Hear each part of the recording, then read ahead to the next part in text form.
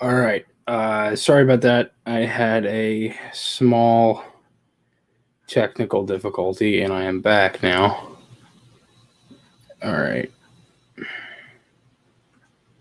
All right. We're live and we are back.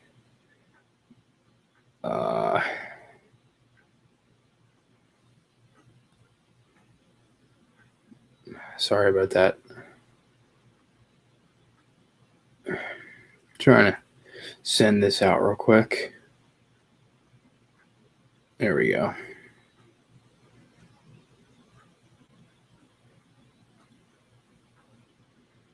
All right. What's up, everybody? Don't have anybody in here yet. But hello. What is up? All right. Just waiting for you guys' questions. I do have somebody else joining too. It's gonna be a fun time. Yeah, thank you guys for joining. I know it's been kind of dead and I haven't really been doing too much content and stuff, but gonna be getting back at it very shortly once it starts to get crazy busy again with everything. Yeah, it's exciting stuff, and yeah, if you guys have any questions about either the Flyers, Phantoms, NHL playoffs, Lightning winning the Cup last night, anything that you guys want to throw at me. Here we go. What's the plan of Hart's struggles out the gate? Play them, give them playing time. Practice time will help because it's one thing they really didn't have much of last year. I think you got to kind of let Hart be Hart. I don't want them to. I don't want them to kind of cradle him. I want them just to let him play, and if he has a bad game, he has a bad game. Then it's fine. Like I'm not. I mean, obviously the defense has to be better. That's clearly a huge issue. But if he's off or anything, let him play. I think they need to show that they have faith in him, and he just has to go out there and kick ass because it's we all know he can do that. So that's kind of the plan.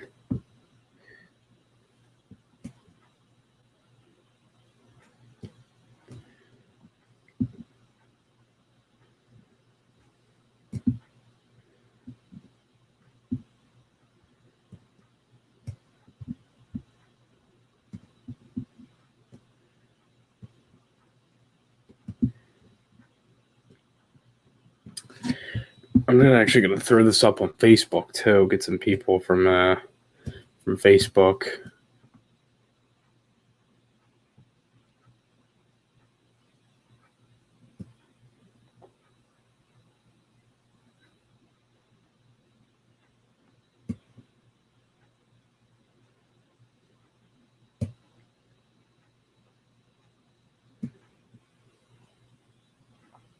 Got a couple people in here. I know it's kind of rough right now since I'm not really talking. I'm just trying to promote this so I can get some people in here to get some questions. Just bear with me for a minute here.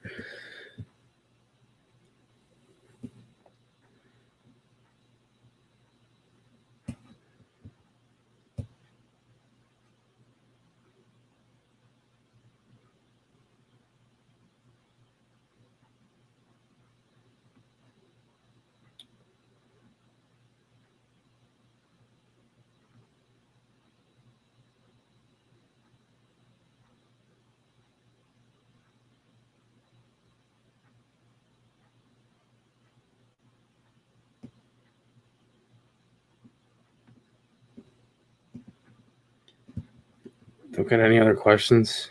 Still got 4 people. Yeah, if you guys have any other questions, if you want to just literally just throw whatever. Does not matter to me at all.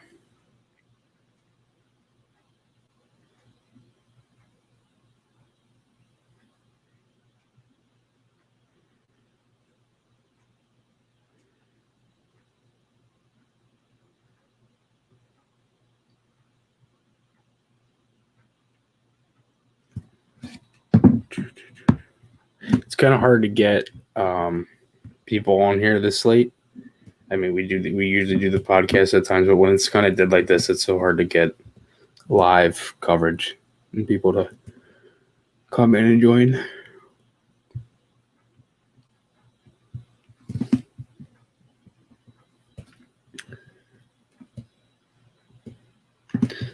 Do I think Duncan Keith will be traded or picked by Seattle? Honestly, Keith, I don't know, honestly. I know he could get traded. I've seen the West. I honestly think that's probably more likely for him to get traded. I think if he gets traded, he's going to go to Seattle. I don't think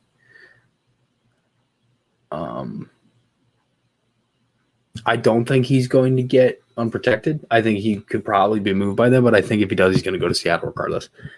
Voracek to the Kraken. I think so. It could happen. It depends on obviously what the Flyers do there. I'm not too sure what they do with the expansion. I don't know how the Flyers are going to do it. I know it's going to be the 731. I think that's kind of obvious, but I just don't know who's going to get unprotected, who will be protected. We're going to find that out very shortly, coming weeks, coming days.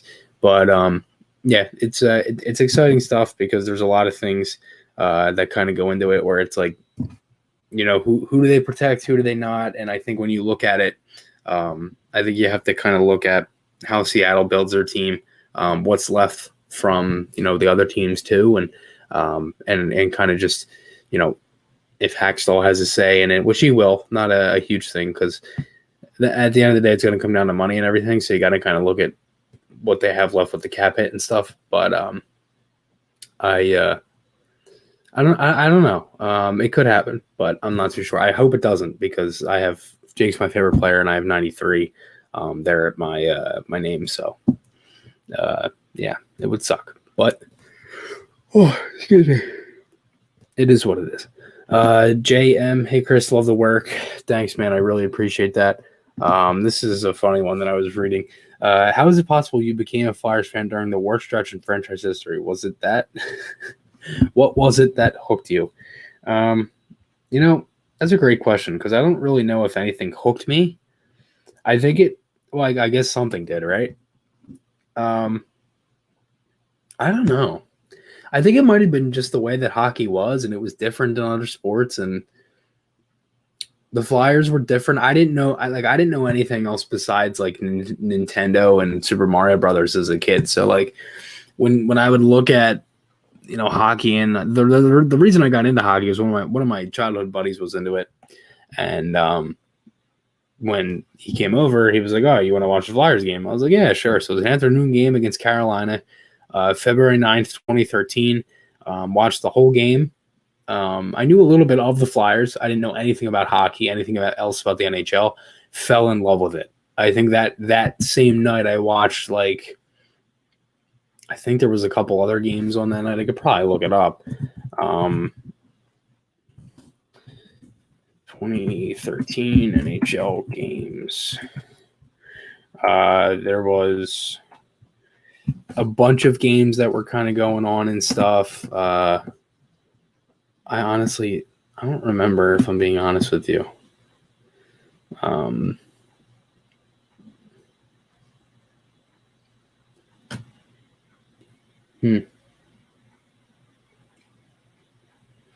Oh, this is just like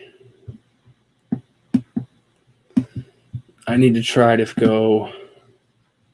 All right, I'm trying to figure it out, but I know I don't remember what days it was. It doesn't really matter anyway. But I watched a bunch of hockey games. I watched a bunch of games then from just then on. And yeah, I mean, I think that was it. Honestly, I mean, I just fell in love with it. I don't know what hooked me to the Flyers, if I'm being honest with you, but I just kept going, kept watching games. I just loved hockey. I would get so excited when they would score a goal, like just everything. It was just amazing. I used to play NHL all the time. I still do. It was just so fun. So it was so fun being a kid and just loving hockey and not really understanding. Like I think every year the Flyers won the cup when they were literally one of the worst teams in the league. It was just like the best feeling when they'd win a game because it was like, oh my God, like they won a game, but It's awesome. This is another one here from Jay. What do you think are solid backup options if Jones, Hamilton, Ekholm, Ellis are not available? Your thoughts on what the feeling will be coming into the locker? Wait. My thoughts on what the feeling will be coming in the locker room. Solid backup options. There's a lot.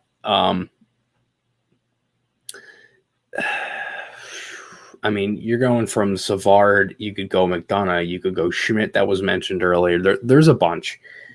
I honestly, I don't know, man. I mean, there's a lot, and I think when you look at it, you got to try to figure out the cap. You got to try to figure out if they can get somebody that can play the right side. I'd prefer that more. They can get somebody that's right-handed. I would love that.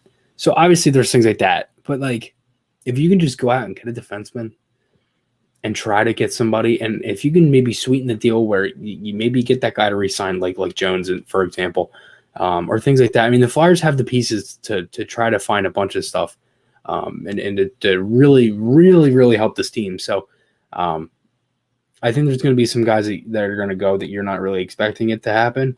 But I think all in all, I think you're going to have to see kind of what the I guess the range of the asking price is from the team too. I think you got to look at what else the team needs, but I think the feeling for the locker room is everybody's going to have to come in and kick ass is got to be the main thing. I think for the most part, if it's going to be like, if you aren't ready to come in and play, then you're screwed. Like that's kind of how I think this is going to really work out here. But I don't know. I think we're going to have to see how it plays out because, again, I know one thing Fletcher did talk about, was, excuse me. I know one thing Fletcher did talk about was,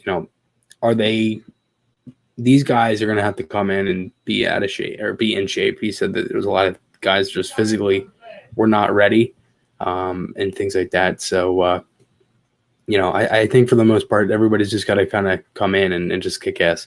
And I think that's how the Flyers got to roll. There's another one here from Jay. What's it like doing all this through high school? How did you find the passion and manage being a teenager / young man? I think that's a great question. I've actually never been asked that before.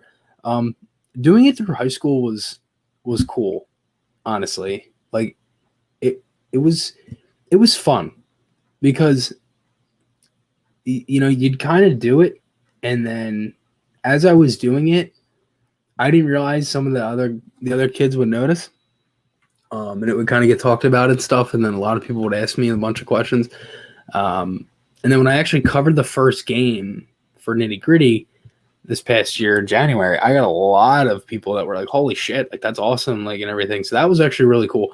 Doing it through high school was fun. It was just difficult because then I'd have to manage, like, obviously schoolwork and everything. And then as the game was on, it'd be like, sometimes it was tough because, my sophomore year, the 18-19 season, and then my freshman year, the 17-18 season, I wanted to do full seasons those years, and I just couldn't. I just did not have the time, and I regret it so much because I probably could have made time. But that's why I went, just straight hammering into my junior year and senior year. I did a lot of games last year, not this past year, but the year before, and then I did my first full season in 2021, and I'm going to continue that and do, all 82 games and stuff. I know 2021 was shorter, but still, it's you still want to be able to kind of do it at the same time. And it was also different because the first 2 months I wasn't working because I was laid off because of COVID, so I wasn't really doing anything besides watching the Flyers. So that was kind of easy to manage. And yeah, I mean that was pretty much it. I mean, it was pretty much just school, and then it was online school for a couple of days for me because I was hybrid for the whole year. I was hybrid. So I would go in 2 days, and then I would be 3 days at home, and then next week 2 days would be home, and then 3 days would be in school. So whatever day it was, I would just go and go to school, and you sit at home, do school, watch hockey, watch Flyers. That was pretty much it. And then I kind of just watch the games and then do a video, do the podcast and stuff. So that's pretty much it.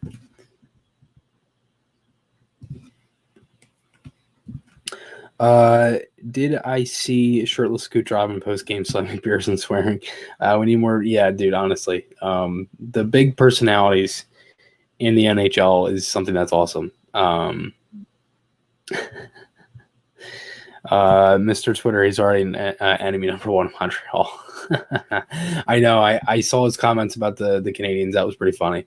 Did I see shirtless Kucherov in post game slamming beer? Yes, I did. That was hilarious. It was just watching him with Joe Smith was funny. He's like, all right, Joe, let's hear it. Like, it's just some of the funniest things that Cooch could say.